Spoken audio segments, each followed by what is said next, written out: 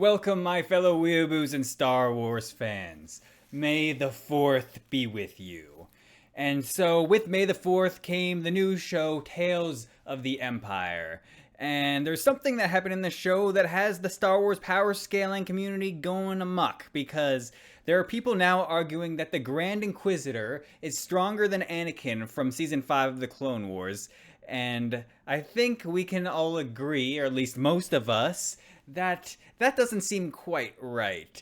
And there are many implications with that, as Season 4 Anakin, so a version that should be weaker, was able to beat down Dooku in a lightsaber duel and force him to use Force Lightning on him to get him off. And Dooku was able to give Yoda a run for his money in Episode 2, with George Lucas himself even saying they were supposed to be equals. Though now I don't think they are, but they were supposed to be relative to each other. And now we have the Grand Inquisitor in the new episode. We see how he easily defeats Barriss, who previously gave Anakin a difficult fight. So I'm going to talk about... I'll break down the fights and just see, is he actually that strong? Is the Grand Inquisitor really gonna beat up Anakin, Dooku, or even Yoda?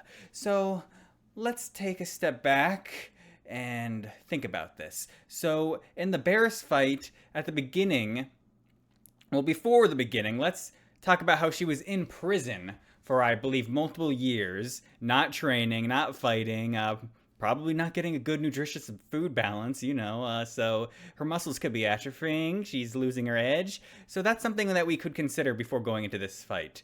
And at the start of the fight, we can tell that she is not giving it her all, and she is being conflicted because the Grand Inquisitor even says, stop holding back at the start. So we know she was holding back at the beginning.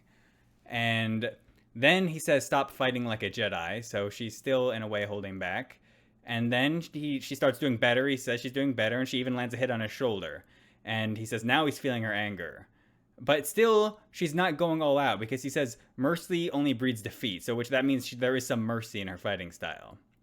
And then right before at the end, where he force pushes her, and he says he was going to say, as clearly he was cut off, that maybe that she wasn't as strong as they thought. So they did think she was strong based off past events, which would probably be the Anakin fight. But then, right at that moment, she lands a force push on him, and you see blood coming from his mouth, and he was hit in the back. So that should indicate he was hit hard enough to give him internal bleeding and cough up some blood. Now let's talk about the Anakin fight. So right when they start, Anakin quickly gets the better of her and forces her to flee. So right there you could see Anakin was clearly superior to her. And then after that, Barriss does land a force push on him, but there's no blood from Anakin, like there was on the Grand Inquisitors, so Anakin could have better durability based off of that. Yeah, so then Anakin lands a kick on her, and Barriss seems to be hurt, and she's looking to run again, but that's when the Temple Guards show up, and one of them might have been the Grand Inquisitor. And so after that, the best thing that Barriss has going for her that makes her look good, and in turn makes the Grand Inquisitor look good, is she lands a good kick on Anakin and knocks him off a balcony. So that's kind of embarrassing for Anakin, but everyone makes a little mistake now and then, and we know that he wasn't trying to kill her or anything, he was just trying to get her captured, and she just managed to get in a good kick. And then quickly after that, Anakin starts to physically overpower her in their duel, and then he force overpowers her, grabs her with the force and throws her up against a tree, and she literally can't even do anything. So we see at the end of the Grand Inquisitor fight, she is about somewhat comparable to him in the Force, as they both force push each other back, and when she sees her, she force pushes him back and makes him bleed, while Anakin can completely just force dominate her against a wall if he wants to. So let's go a few other things that there are to go over. So in that episode, we see that she has trouble with that other Padawan that when they're fighting to see who becomes the Inquisitor. And as you can see, she's still constantly holding back. It's an indication that she's just been holding back up until then, because up until the very end when she finally decides she has to kill him, she just grabs him with the force and kills him, snaps his neck, or crushes his windpipe, or whatever she does. And then after that, we see the other Inquisitor, the fourth sister, has a decent battle with a Jedi Knight, but then she loses, and Barriss has to step in. And Barriss is having some trouble with him too, and then he actually lands a kick on her and knocks her back, but then Barriss becomes, I think, more convicted again with what she needs to do. She needs to turn this Jedi on their side because she thinks she's the one in the right, and she gets the better of him. Though I do want to note that he did seem very tired. He just fought the other Inquisitor, and so that could be why Barriss did better against him, because he looked like he was getting really fatigued. And then after that, one reason I wanted to bring that up was because we see, since she had some trouble with him at first, and the Fourth Inquisitor had some trouble with her, or had some trouble with the Jedi, but then after that, when Barriss decides she is still a Jedi and she becomes more convicted in what she believes in, she just force pushes the fourth sister off the cliff, indicating she has far surpassed her. And I think that's because she knows what she wants. She's not conflicted anymore. And then we see that later in the time skip, and she was able to completely dodge all of the fourth sister's attacks without having a lightsaber. And one more thing I want to talk about with that time skip. Why did she look so old? Why was Barriss so old and wrinkly? She looked like she was like 50. I'm like, what is going on there? The fourth sister doesn't look any different. She was older than Barriss at the start. Barriss was like a teenager. And then like 10 years later or whatever, 20 years max, because the Empire, it couldn't even have been 20 years. It was definitely less than 20 years. She should have been like 30. She looked really old. It's like she had some Ben Kenobi aging going on. It was crazy. But, yeah, so she was clearly superior to the fourth sister then.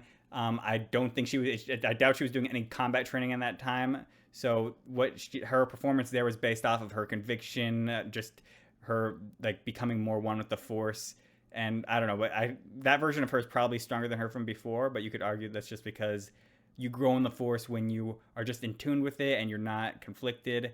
And so yeah, so I don't think Barriss's power in the Grand Inquisitor fight was close to what she was capable of, obviously. But maybe you could say she just grew from training over time or whatnot. I don't know. But now we have to talk about the Anakin fight. Like, what was her conviction level there? Was she conflicted or not? And I think she very much believed what she was doing was right in that arc. And I think she had no doubts in herself at all, really. Not that we've seen. So I think she was in a much better state of mind in that fight and doing much better than she would have. And let's talk about how she had not one, but 2 lightsabers. And I was like, oh, well, having another lightsaber doesn't really mean that much. They have one usually. That means they should be good with one, right? Well, yeah, but it seems 2 is usually better than 1 in Star Wars because there are multiple examples of this. So let's see, what do we got? So Anakin in episode 2, Obi-Wan throws him a lightsaber to fight Dooku. Why would he do that if 2 is not better than 1? Then we have Kenobi in the Clone Wars. He was doing about even with Maul. Then he gets Adi Gallia's saber and starts beating Maul and Savage at the same time.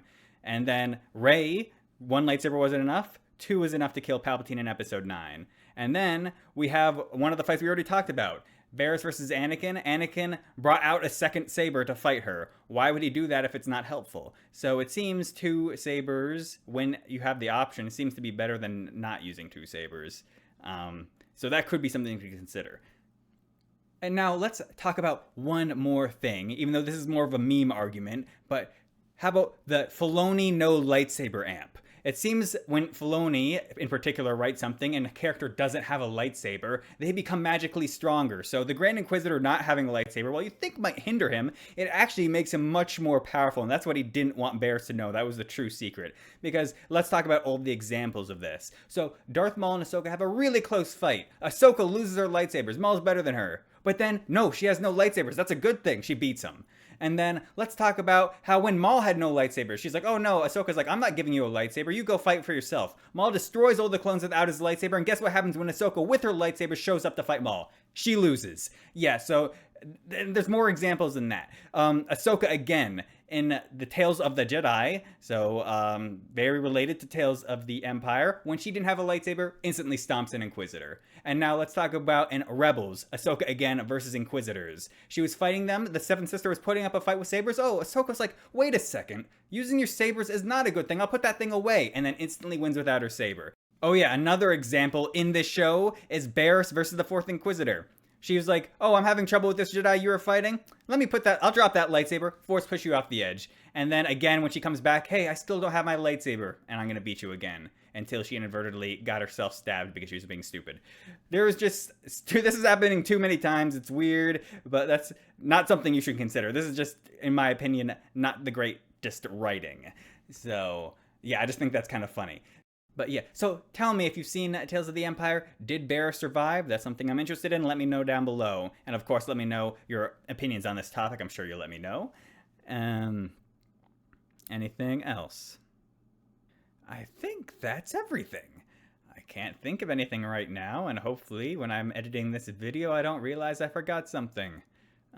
So yeah, I don't think the Grand Inquisitor is more powerful than Anakin, Dooku, or Yoda, obviously, because I have some common sense, and I can, even if the show might somewhat indicate that, when you look at the narrative standing of the Inquisitors in the Grand Inquisitor, where he should not be on their level. Now, he might be higher than where I placed him on my Rebels list. Now I think I might bump him up a tier, maybe even 2 tiers, but not above Anakin, not above Dooku, and not above Yoda or anybody like that. So, yeah. And when I say Yoda, if people are confused about that, there are people who think Episode 3 Yoda is massively stronger than Episode 2 Yoda, so they would just have him above Episode 2 Yoda and think Episode 3 Yoda is way higher. I think that's kind of silly. But yeah, so for some of you who are confused, why are people saying he's above Yoda? Obviously he isn't. They just think Yoda grows stronger over the Clone Wars. Same thing with Dooku. They might think he's above Season 4 Dooku, and then they think Dooku from Revenge of the Sith is stronger. But yeah, I don't think that. I think it's obvious Yoda from Episode 2 and Dooku from Episode 2 are stronger. And I think even Anakin in Episode 2 might be the Grand Inquisitor, but maybe that's questionable. But I think definitely mid-Clone Wars, Anakin is just straight up better than him. And okay, I'm done enough. May 4th is already almost over. I need to get this video out before May 4th ends, and if not, I'm sorry. But please subscribe to me regardless. Thank you.